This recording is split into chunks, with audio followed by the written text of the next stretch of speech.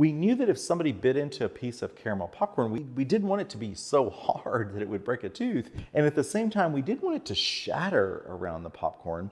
We wanted it to be crunchy. So we really, even though it's kind of a hard shell, we wanted it to be softer and have this sort of crunchy character. So one of the tricks of the trade when you're making candy, that when you want to soften something, particularly like a caramel or brittle, you add a leavening agent.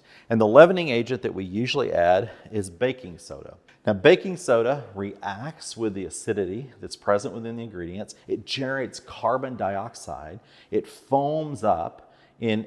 Foaming leaves microscopic areas of gas that's trapped in almost the molecular level of the caramel. And as it hardens, those gas bubbles get trapped. And as they get trapped and you bite into them, they become crunchy. So we thought through using this sort of leavening agent, we could get this soft, crunchy texture that we wanted on the outside of the popcorn.